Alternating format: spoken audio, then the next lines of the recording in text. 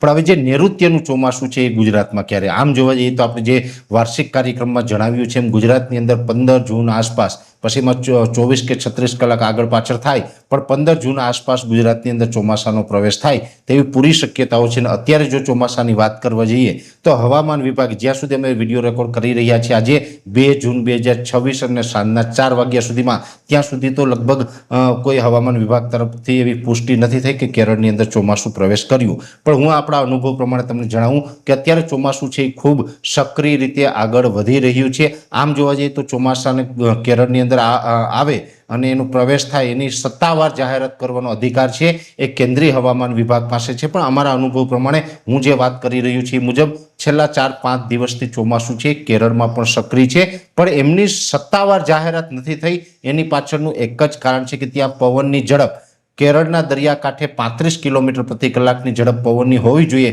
તો જ ચોમાસાના પ્રવેશની જાહેરાત થઈ શકે. એ પવનની ઝડપ છે અત્યારે ત્યાં ઓછી છે, જેને કારણે આ જાહેરાત નથી થઈ.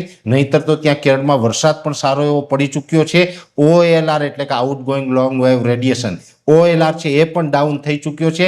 મોટાભાગના જે પેરામીટરો છે, જે ક્રાઇટેરિયા છે એ ફૂલફિલ થઈ ચૂક્યા છે. માત્ર પવનની ઝડપ ઓછી હોવાને કારણે ત્યાં ચોમાસાની જાહેરાત નથી થઈ. જોકે એ જાહેરાત 2 દિવસ કે 5 દિવસ વહેલી કે મોડી થાય એનાથી ગુજરાતના ચોમાસા ઉપર કોઈ ફરક પડવાનો નથી. અત્યારે ચોમાસું છે મજબૂત રીતે આગળ પણ ચાલી રહ્યું છે.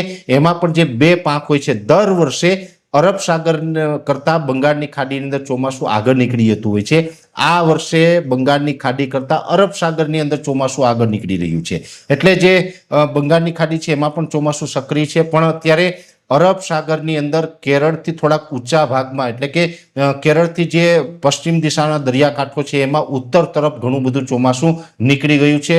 લક્ષદ્વીપ ટાપુની લગોલગ ચોમાસું એની આસપાસ પહોંચ્યું, આવું ચોક્કસથી કહી શકાય. એટલે અરબ સાગર છે એ ખૂબ અત્યારે ફેવરેબલ છે. અને જો અત્યારે અરબ સાગર છે આ જ રીતે અરબ સાગર છે ચોમાસા દરમિયાન સક્રિય રહ્યો એટલે ગુજરાતના ચોમાસામાં કાંઈ નબળું બિલકુલ નથી રહેવાનું. આમ પણ આપણું એક અનુમાન છે કે આ વર્ષે બંગાળની ખાડી કરતાં અરબ સાગર છે વધારે સક્રિય રહેશે અને એના કારણે જ આપણે ચોમાસું છે એ સારું થવાનું છે. પણ અત્યારે ચોમાસું છે એ મજબૂત છે, આગળ વધી રહ્યું છે અને ગુજરાતની અંદર એના નિયત સમયે આવી જશે, જેની દરેક મિત્રોએ નોંધ લેવાની છે. એટલે આ ચોમાસું છે એ અત્યારે ભલે કેરળની અંદર જાહેરાત કદાચ 1-2 દિવસ કે 5 દિવસ મોડી થાય, એનાથી આપણા ચોમાસાનો કોઈ ફરક પડતો નથી. આપણું ચોમાસું છે એ નિયત સમયે ગુજરાતમાં પ્રવેશ કરે, એટલે કે 15 જૂન આસપાસ પ્રવેશ કરે તેવી શક્યતાઓ છે. ને અત્યારે પૂર્વ કરતા પશ્ચિમ પાંખ એટલે કે બંગાળની ખાડી કરતા અરબ સાગરની અંદર ચોમાસું થોડુંક મજબૂત અને ઝડપથી આગળ વધી રહ્યું છે.